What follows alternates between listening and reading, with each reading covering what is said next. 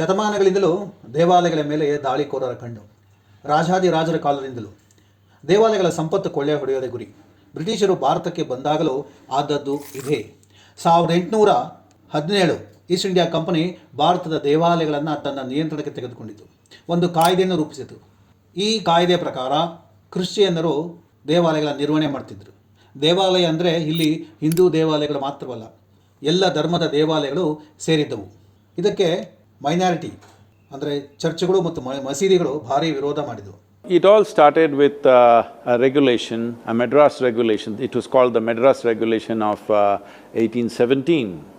So this was done by East India Company, not even by the British government. Then by 1840, the resistance built up within their own society that Christian men were managing pagan temples. So resistance came up in England.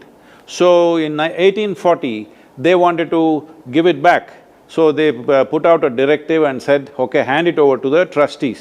Then they passed a Religious Endowment Act in 1863, with which they made a complete handover of the religious institutions and endowments back to the Hindu community.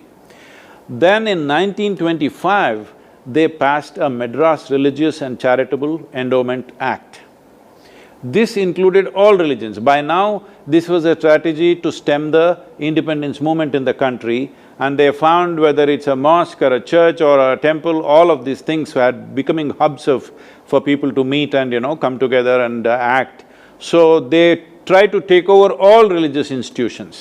But there was a vigorous resistance from the minorities, so they excluded them and brought the act only for the Hindus as it was called as the Hindu Endowment Act, Hindu Temple and Endowment Act, whatever it was called.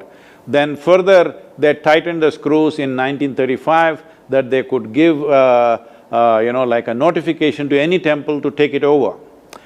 And this is all happening before independence. ಉತ್ತರಾಖಂಡ್ನಲ್ಲಿ 37,000 ದೇವಾಲಯಗಳನ್ನು ಸರ್ಕಾರ ವಶಕ್ಕೆ ತೆಗೆದುಕೊಂಡಿದೆ. ಇಲ್ಲಿ ವಿರೋಧವೇ ಆಗ್ತಿಲ್ವೇ? ಸರ್ಕಾರಗಳು ಯಾಕೆ ಹೀಗೆ ವರ್ತಿಸ್ತವೆ? ಧಾರ್ಮಿಕ ದೇವಾಲಯಗಳು ಎನರ್ಜಿ ಸೆಂಟರ್ಗಳು.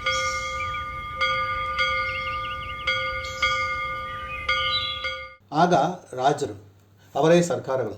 ರಾಜರು ಭಕ್ತರೇ ಆಗಿದ್ದರು, ಅವರೇ ದೇವಾಲಯಗಳನ್ನ ಕಟ್ಟುತ್ತಿದ್ದರು. ಬೇರೆ ಧರ್ಮದ ಧಾರ್ಮಿಕ ಸ್ಥಳಗಳನ್ನು ವಶಕ್ಕೆ ತೆಗೆದುಕೊಳ್ಳಲು ರಾಜರಿಗೆ ಅವಕಾಶವೇ ಇರಲಿಲ್ಲ. ಆದರೆ ಈಗ ಸರ್ಕಾರಗಳು ತಾರತಮ್ಯ ಮಾಡ್ತಾಯಿವೆ.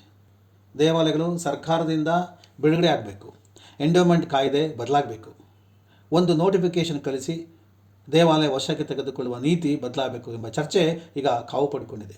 ಕಳೆದ ಒಂದು ವಾರದಿಂದ ಈಶಾ ಫೌಂಡೇಶನ್ನ ಜಗ್ಗಿ ವಾಸುದೇವ ಅವರು ಚಾಲನೆಗೆ ನೀಡಿರುವ ಚರ್ಚೆ ಇಡೀ ದೇಶದಲ್ಲಿ ದೊಡ್ಡ ಅಲೆಯನ್ನು ಹುಟ್ಟುಹಾಕಿದೆ. ಇದು ಯಾವ ರೀತಿ ಸರಿ, ನಾಚಿಕೆಗೇಡು, ದೇವಾಲಯವನ್ನು ಉಳಿಸಿ ಎಂಬ ಅಭಿಯಾನ ಶುರುವಾಗಿದೆ. And many provisions of this 1951 Act were struck down both by the Madras High Court and the Supreme Court. So during the Kamaraj era in 1959, they passed another… Tamil Nadu Hindu Religious and Charitable Endowment Act was passed, which is still in operation right now. With this, over 37,000 temples are in government control. So what is the issue here? The issue is, one thing is, it's a disgrace that in a secular country that one community… I mean, if you say this in any other country, if you mention this, nobody will believe you. Nobody will believe in India religious institutions are managed by the government. ಇದು ಆಸ್ತಿಯ ವಿಚಾರ ಅಲ್ಲ, ಆಸ್ತಿಕತೆಯ ವಿಚಾರ. ಮೂಲಭೂತ ಹಕ್ಕು. ತಲೆಮಾರುಗಳ ಶತಮಾನಗಳಿಂದ ಬಂದ ದೇವಾಲಯಗಳಿವು. ಈ ಪರಂಪರೆಯನ್ನು ತಡೆಯಲು ಸೌಂದರ್ಯ ಪ್ರಜ್ಞೆ ಇಲ್ಲದಿರೋ ಸರ್ಕಾರಗಳು ದೇವಾಲಯಗಳಿಗೆ ಸಿಲ್ವರ್ ಪೇಂಟ್, ಆಯಿಲ್ ಪೇಂಟ್ ಬಳದು ದೇವಾಲಯದ ಸೌಂದರ್ಯವನ್ನೇ ಹಾಳು ಮಾಡ್ತಾ ಇದ್ದಾವೆ. And you know what they did? They put silver paint on it, oil paint, enamel paint for the entire stone carvings. It's some government officer's idea of aesthetic. Airline, mining ನಡೆಸಲು ಸಾಧ್ಯವೇ ಇಲ್ಲದ ಸರ್ಕಾರಗಳು ಈಗ ಎಲ್ಲವನ್ನ ಖಾಸಗಿಯವರಿಗೆ ನೀಡ್ತಾ ಇದ್ದಾರೆ. ಆದರೆ ದೇವಾಲಯಗಳು ಮಾತ್ರ ತಮ್ಮ ವಶದಲ್ಲೇ ಇರಬೇಕು ಎಂಬುದು ಸರ್ಕಾರದ ದುರಾಸೆ. ದೇವಾಲಯಗಳ ನಿರ್ವಹಣೆ ಮಾಡಲು ಭಾರತೀಯರಿಗೆ ಸಾಧ್ಯವಿಲ್ವೇ? ಹಿಂದೆ ರಾಜ ಮಹಾರಾಜರು ದೇವಾಲಯಗಳ ಅಭಿವೃದ್ಧಿಗೆ ದಾನ ದತ್ತಿ ಒಳಗೊಂಡಂತೆ ಸಮಸ್ತ ನೆರವನ್ನು ನೀಡುತ್ತಿದ್ದರು.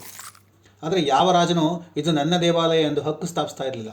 ಆದರೆ ಈಗಿನ ಸರ್ಕಾರಗಳಿಗೆ ಅತಿ ಹೆಚ್ಚು ಆದಾಯ ಬರೋ, ಅತಿ ಹೆಚ್ಚು ಆಸ್ತಿ ಹೊಂದಿರುವ ದೇವಾಲಯಗಳು ತನ್ನ ಸುಪರ್ದಿಯಲ್ಲಿರಬೇಕು. ದೇವಾಲಯಕ್ಕೆ ಬರುವ ಕೋಟ್ಯಾಂತರ ಹಣ, ಕಾಣಿಕೆ, ಒಡವೆಗಳು ತಮ್ಮ ಖಜಾನೆ ಸೇರಬೇಕು. ಅವುಗಳನ್ನು ಇಟ್ಕೊಂಡು ಸಾಲ ತಂದು ಇನ್ಯಾವುದೋ ರೂಪದಲ್ಲಿ ಅನುಕೂಲ ಆಗಬೇಕು ಎಂಬುದು ಎಲ್ಲ ಸರ್ಕಾರಗಳ ಉದ್ದೇಶ. ಇದಕ್ಕಾಗಿ ಹಲವಾರು ಪ್ರಯತ್ನ ನಿರಂತರವಾಗಿ ನಡೀತಲೇ ಇದ್ದಾವೆ. ಈಗ ಅದು ತಮಿಳುನಾಡಲ್ಲಿ ಕೂಡ ಆರಂಭವಾಗಿದೆ. ಉತ್ತರಾಖಂಡದಲ್ಲಿ ಸಾವಿರಾರು ದೇವಾಲಯಗಳು ಸರ್ಕಾರದ ವಶದಲ್ಲಿವೆ. ಕರ್ನಾಟಕದ ದೇವಾಲಯಗಳನ್ನು ವಶಪಡಿಸಿಕೊಳ್ಳುವ ಪ್ರಯತ್ನ ಕಳೆದ 2 ವರ್ಷಗಳ ಹಿಂದೆಯೇ ನಡೆದಿತ್ತು. ಮಠಗಳು ಕೂಡ ಸರ್ಕಾರದ ವಶದಲ್ಲಿರಬೇಕು ಎಂಬ ದೂರಾಲೋಚನೆ ಮಾಡಲಾಗಿತ್ತು. ಲಿಂಗಾಯತ ಧರ್ಮವನ್ನೇ ಒಡೆಯಲು ಹೋಗಲಾಗಿತ್ತು. ಇದಕ್ಕೆ ಭಾರಿ ವಿರೋಧ ಬಂದಿದ್ದರಿಂದ ಇವೆಲ್ಲವನ್ನು ಕೈಬಿಟ್ಟರು.